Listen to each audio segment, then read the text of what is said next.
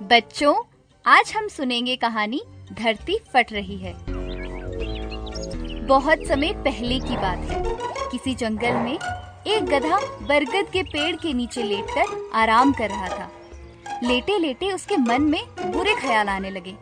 उसने सोचा, यदि धरती फट गई तो मेरा क्या होगा।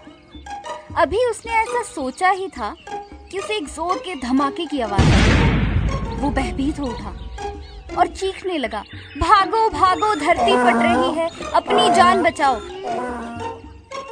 ऐसा कहते हुए वो पागलों की तरह एक तरफ भागने लगा।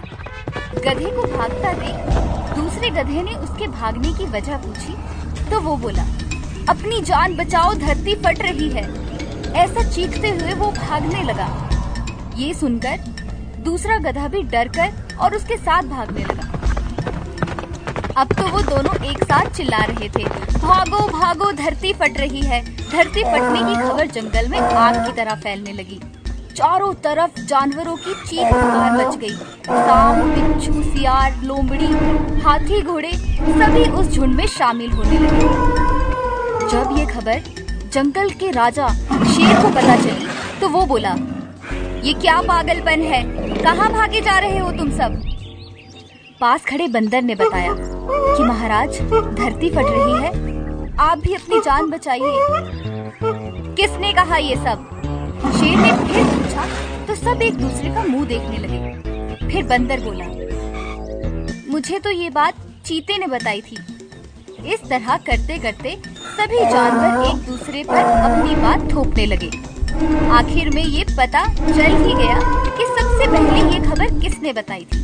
राजा ने उस गधे से वहां जाने के लिए कहा जहां पर धरती फट रही थी। फिर क्या था, पहुंच गए सभी जानवर उसी जगह पर।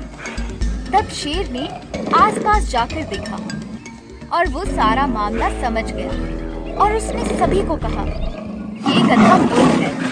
दरअसल पास ही नारियल का एक ऊंचा पेड़ था और ये गधा ना जाने कैसे इसे धरती फटने की बात समझ बैठा। अपने अपने घर जाइए और आइंदा से किसी अफवाह पर यकीन करने से पहले 10 बार सोचिएगा। इसलिए बच्चों, हमें किसी दूसरे की बात में यकीन करने से पहले अपना दिमाग जरूर लगा लेना चाहिए और ये भी समझना चाहिए कि अगर सैकड़ों लोग भी किसी गलत चीज को बढ़ावा दे रहे हैं तो भी वो गलत ही रहती है और उससे बचने में ही भलाई है।